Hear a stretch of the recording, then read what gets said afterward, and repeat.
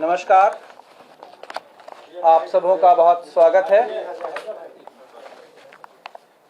आज दिनांक 19 अगस्त 2026 को संध्या 5 बजे माननीय मुख्यमंत्री महोदय की अध्यक्षता में मंत्रिपरिषद की बैठक संपन्न हुई है, जिसमें कुल 13 एजेंडा पर स्वीकृति दी गई है, जिसमें 2 एजेंडा जल संसाधन विभाग से संबंधित है, जिसमें कोसी नहर के विभिन्न नहर प्रणालियों के पुनर्स्थापन का कार्य है, जिससे कटिहार, नरपतगंज इत्यादि में सिंचाई हो सकेगी।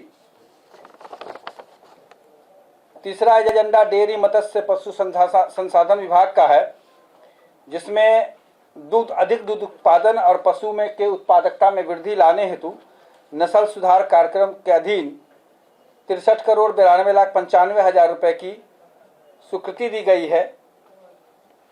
चौथा है पंचायती राज विभाग का, जिसमें एक कॉरपोरेशन था पूर्व से, बिहार पंचायती राज वित्त निगम लिमिटेड, जो अकार्यरत था, जिसमें कोई कर्मचारी नहीं है, सबों की उसकी देयता दी जा चुकी है। उसके लिक्विडेशन के लिए मंत्रिपरिषद की स्वीकृति दी गई है। अगला है जो एक महत्वपूर्ण योजना है, वो पथ निर्माण विभाग की है। वो बक्सर भागलपुर 6 लेन सड़क बनेगा, जो फुल्ली एक्सेस कंट्रोल्ड होगा।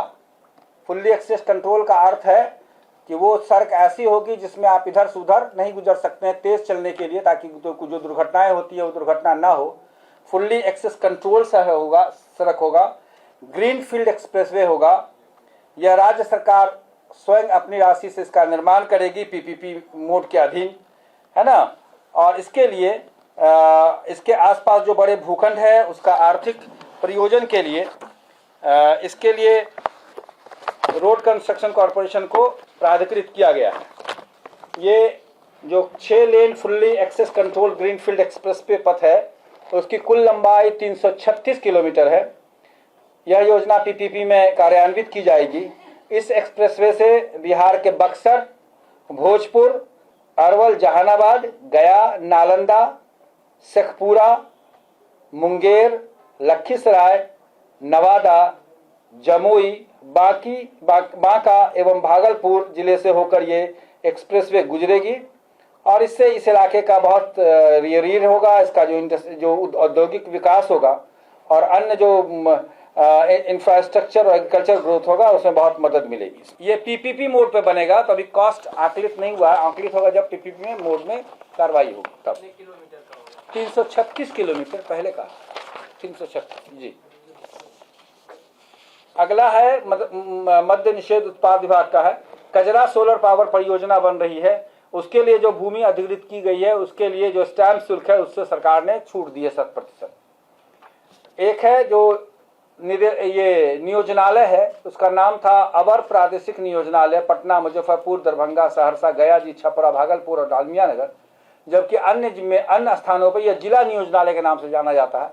तो इन सभी का नाम बदल करके जिला नियोजनालय पटना, मुजफ्फरपुर, दरभंगा, सहरसा, गया जी, छपरा और भागलपुर, रोहतास किया गया है, ताकि पूरे बिहार में इसमें एक रूपता रहे, है ना। दूसरा एक महत्वपूर्ण योजना है, वह है किसानों को नलकूप उपलब्ध कराने के संबंध में। मुख्यमंत्री निजी नलकूप योजना के अंतर्गत पूर्व से 35,000 नलकूप 266 करोड़ की योजनाओं के लिए स्वीकृत है।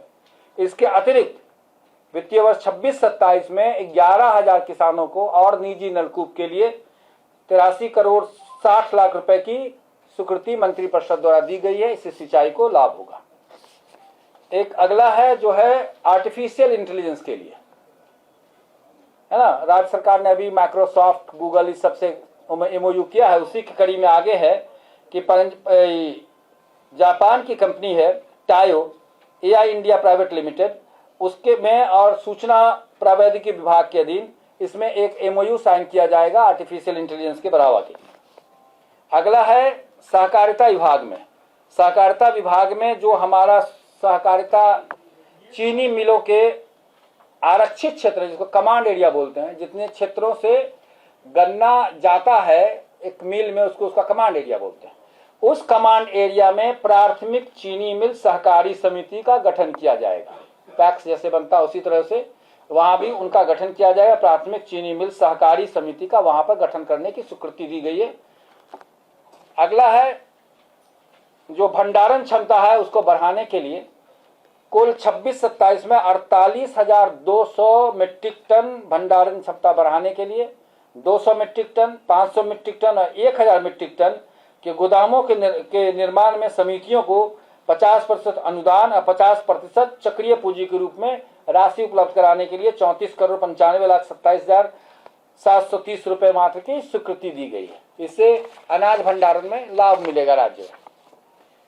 एक महत्वपूर्ण है जो हमारे मत्स्यजीवी बंधुगण है उनके लिए सहकारिता विभाग से मंत्रिपरिषद ने जिला में जिला समूह 2-4-5 जिला जोड़ के या प्रमंडलीय स्तर पर मत्स्यजीवी सहकारी संघ एवं राज्य स्तर पर राज्य स्तरीय मत्स्यजीवी सहकारी परिसंघ के गठन की स्वीकृति दी गई है।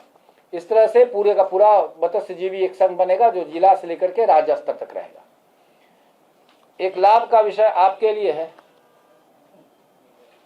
सूचना एवं जनसंपर्क विभाग ने बिहार सोशल मीडिया एवं ऑनलाइन मीडिया नियमावली के नियम 2024 के नियम 8, 6, 11, 11A, 11B में संशोधन एवं अतिरिक्त नियम 14A, 14B, 14C में के रूप में जोड़े जाने के लिए ऑनलाइन मीडिया संशोधन नियमावली 2026 की स्वीकृति दी है। उसमें है ना, उसमें व्यूज के आधार पर जो पूर्व में आपको राशि मिलती थी या जो यूट्यूब या वीडियो जो भी बनता था मिलती थी, उसमें व्यूज के आधार पर बढ़ोतरी की गई है।